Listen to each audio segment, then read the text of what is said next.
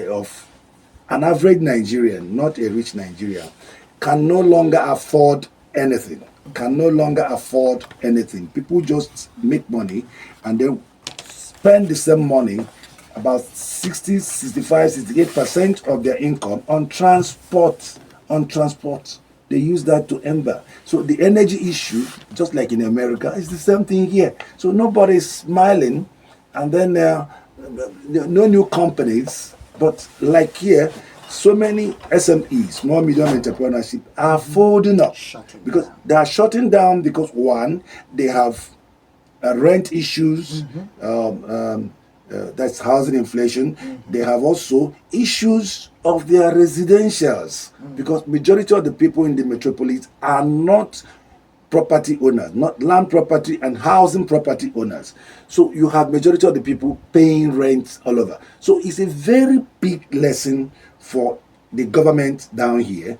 And don't forget also that the Sunak a few days ago was in the British Parliament condemning the current Labour government, accusing it of higher inflations where the pound is next to zero, just like paper. That's he described it, say that the pound is now just like any paper any child could play with on the street.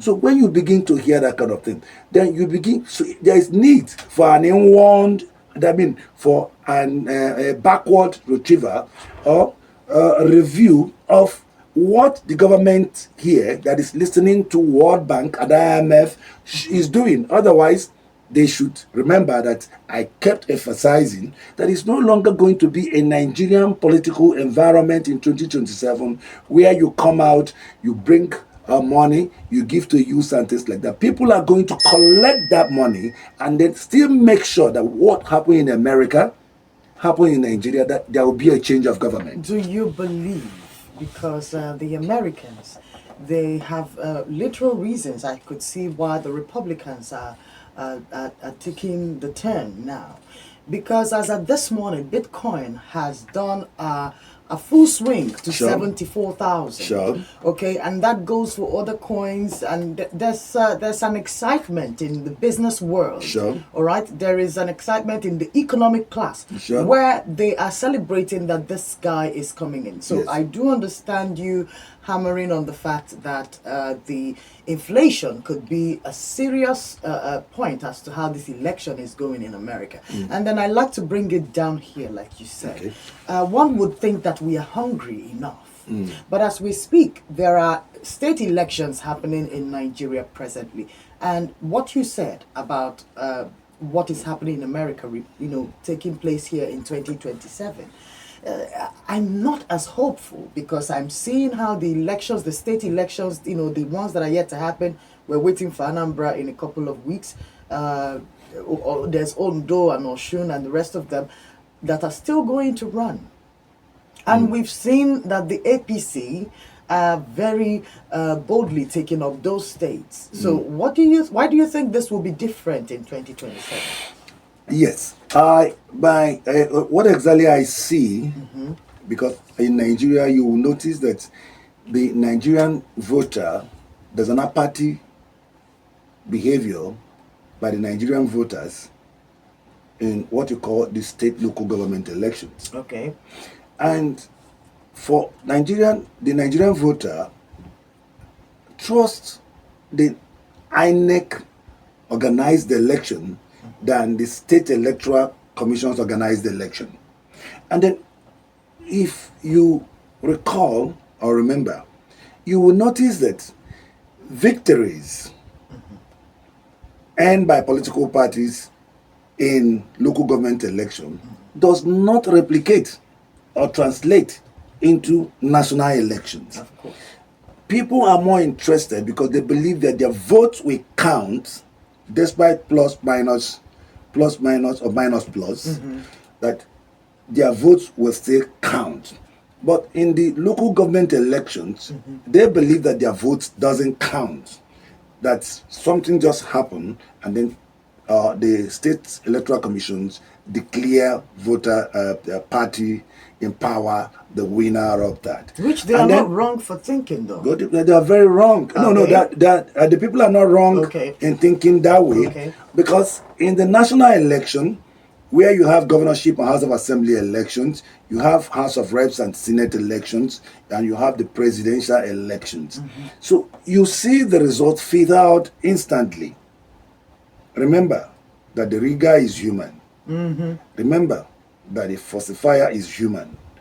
And it is not always easy, just like I saw something that happened in the House of Assembly of Enugu State, Enugu South Urban precisely. So that's where you see that people now say, but let me tell us that this election for 2027 is not just going to be an election.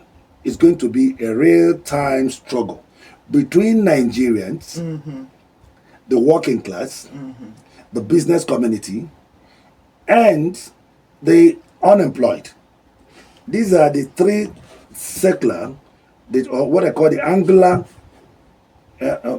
voter base that for for 2027 that governments in power across the country will contend with.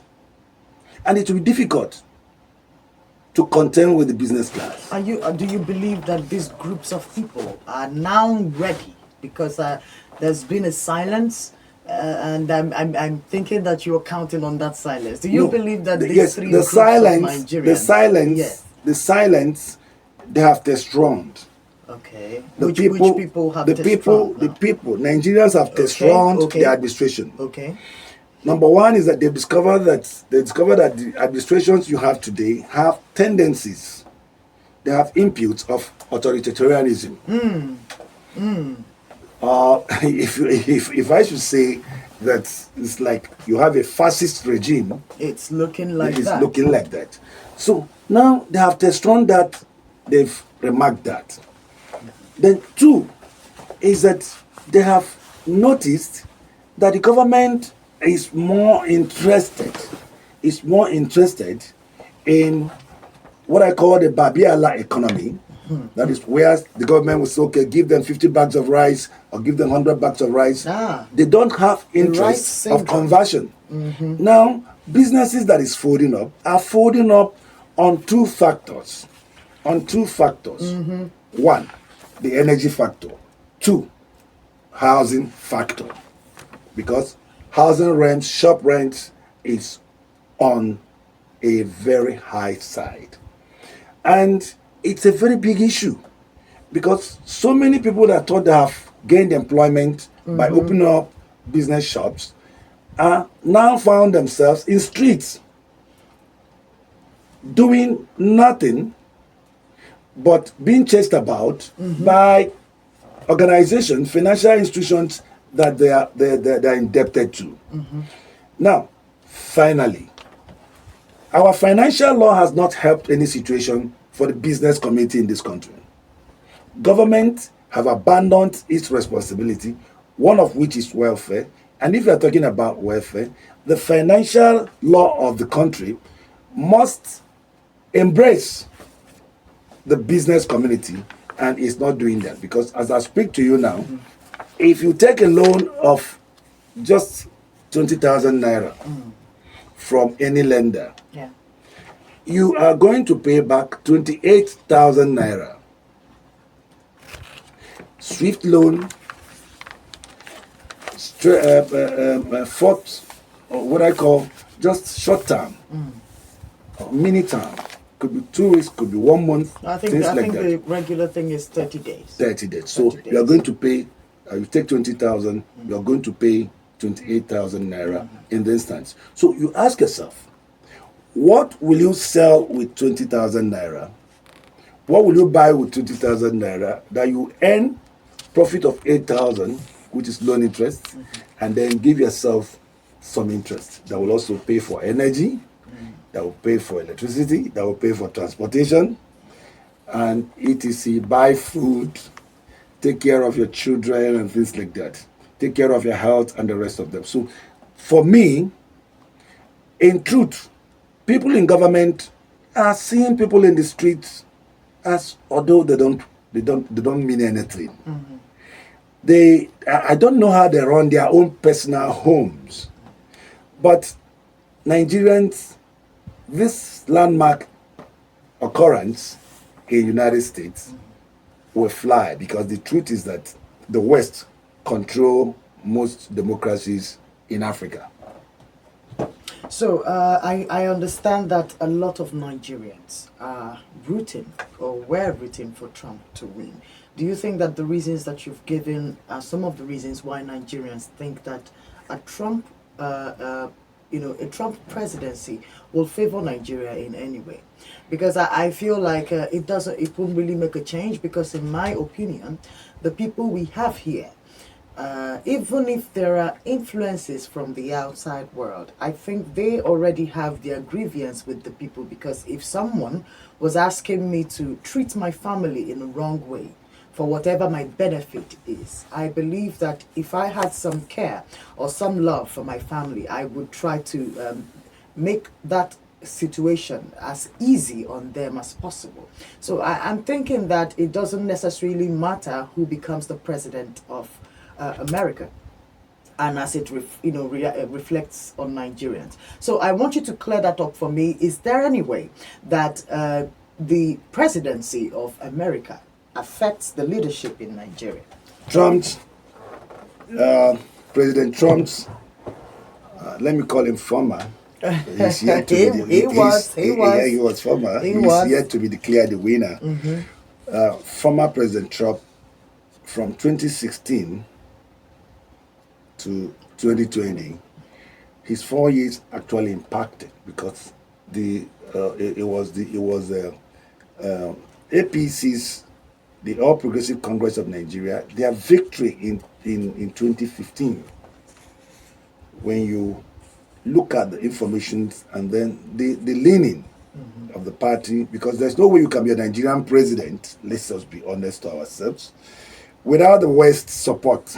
It's not possible. And then the West support comes if they understand their benefits. If they understand their benefits. And if it's clear to them, they will do everything possible to ensure that the candidate they had to deal with emerges. Okay. So it happened to Jonathan. Jonathan was screwed out by the Democratic Party. That is just the truth. Supported by the Republicans. Supported by the Democrats, because Obama was the president then. Okay. And then I don't work with him. If I work with him, I'm not too close with him. But we all know, we have our informations from our contacts also in America, that big time penetrative contacts, and understand that environment. So Britain and America is the destination for any political business in Nigeria. Now, when Trump came on board in 2016, people was not able. They studied the situation and things like that, and then you watch that 2 years and 6 months into Buhari's regime, that was in 2017 upwards. Going in. There was a softening from the Buhari regime. And then it continued until the next election. Trump was still in power. And you saw government turning to what I call a fragrance gifter. So government was just printing money, pushing money, doing everything possible, because there was outcry and then there was clear monitor. If now that Nigerians are clapping their hands and things like that, now Trump has Obama left a prosperous economy, very robust economy that was flourishing for Trump then. And don't forget that was the issue of COVID that exited Trump in the 2020 election. So now that if Trump is declared the winner again, now what is going on in Britain that incited this regime? They supported this national government in Nigeria 100%. And then the guy there can now see, the president of Nigeria can now see, I mean the federal government in its entirety, can now see the impact of issues, especially inflationary issues in America, how it weighed out the Democratic Party. Because it's the people. Your vote is your power. And your voice is what? Is your spirit, is your soul, is your body.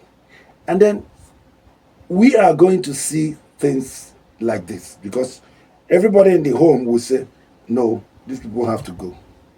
So the other day I bought a tuber of yam for 3,000 naira and my income is just 30,000. So you believe that there, at some point Nigerians I believe that once former President Trump is declared winner and inaugurated, first they will begin an inward thing. But he's not new on the job. So he knows, he has his program, he has his team. So day one, they will hit the ground, both internally and externally. Because if you watch what he told the president of Ukraine, for instance, he declared Zelensky as the greatest marketer in the world. They asked him why. He comes to America every time and go home with $100 billion. So now, but they remember that the West also, they are mindful of the havocs their economic interests did in some or most of African destinations. Okay. They are mindful of that. And remember that they have data that made Trump that to sustain that immigration issues will be tackled head on.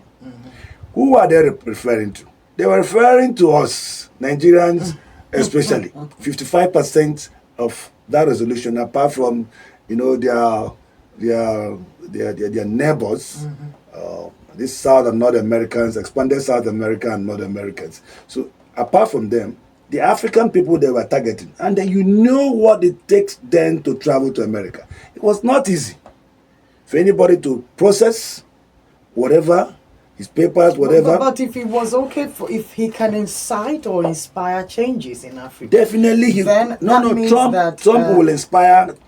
Definitely, okay. don't think about that. Because I'm wondering if Africans he'll do that because they know that comfortable at home. Reason is that they wouldn't necessarily they know that America or any of these places. They know Trump, despite being a bourgeois, knows that as long as their policies through their stooges continue to hit Africans will always be in the agitation and then continuous movement to move to their own locations and reside there. If nothing else, you can buy food cheap. But today, I don't think food is cheap in America anymore. Well, Americans complain about the price of grocery and bread and eggs and everything else, just like the rest of the world. And I can understand why they will need someone who would make such changes. It's just about investment in agriculture. A lot of people have cited gender differences and all of that. I consider those to be conspiracy theories. But then, from the look of things, the rich are more interested in this government as it gives them a lot more cushion. The rich, who are not necessarily blacks. Please like, share and subscribe to our channel for more in-depth analysis on current events and their impact. Leave your thoughts in the comments below. We'd love to hear from you.